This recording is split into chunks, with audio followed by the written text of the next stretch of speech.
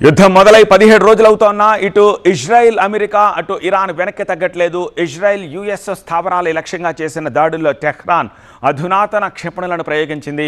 యుద్ధంలో మొదటిసారిగా ఇరాన్ సెజిల్ క్షిపణిని ప్రయోగించింది. స్వదేశీ పరిజ్ఞానంతో రూపొందించిన ఈ క్షిపణిని డాన్సింగ్ మిసైల్, అషౌరా వంటి పేర్లతో పిలుస్తుంటారు. సుదూర ప్రాంతాల్లోని శత్రు లక్ష్యాలను ఇది సమర్థవంతంగా ధ్వంసం చేయగలదు. అధిక ఎత్తులో విన్యాసాలు నిర్వహించే సామర్థ్యం వల్ల దీనికి డాన్సింగ్ క్షిపణి అనే పేరు వచ్చింది.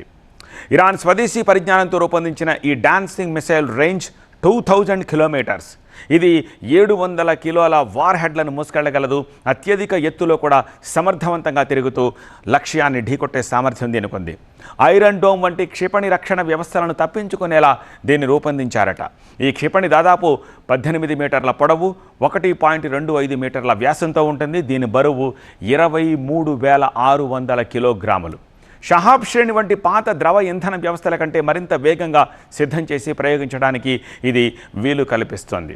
ఈ క్షిపణుల రూపకల్పనను ఇరాన్ 1990లో ప్రారంభించింది. మొదటిసారిగా దీన్ని 2008లో పరీక్షించారు. ఆ సమయంలో ఈ క్షిపణి 800 కిలోమీటర్లు ప్రయాణించినట్టు తెలుస్తోంది. మెరుగైన నావిగేషన్ వ్యవస్థలను రూపొందించి 2009లో రెండోసారి పరీక్షించారు. అనంతరం పలుమార్లు పరీక్షించారు. 6వసారి ప్రయోగం చేసే సమయంలో ఈ క్షిపణి హిందూ మహాసముద్రంలోకి దాదాపు 1900 కిలోమీటర్లు ప్రయాణించినట్టు తెలుస్తోంది. అయితే ప్రయోగించిన 7 నిమిషాల్లోనే ఇది ఇజ్రాయెల్కు చేరుకోగలిగే మిసైల్ అని మనకు అర్థమవుతోంది. అయితే ఇప్పుడు ఈ మిసైల్ని ఇరాన్లోని ఎక్కడి నుంచి ప్రయోగించినా సరే మ్యాక్స్ టు మ్యాక్స్ 7 నుంచి 10 నిమిషాల్లో ఇజ్రాయెల్లోని టెల్ అవీవ్కి కానీ వేరే ఏ టార్గెట్నైనా రీచ్ అవ్వగలిగే సామర్థ్యం ఉంది. మరి ఇది ప్రయోగించి చాలాసేపు అయ్యింది.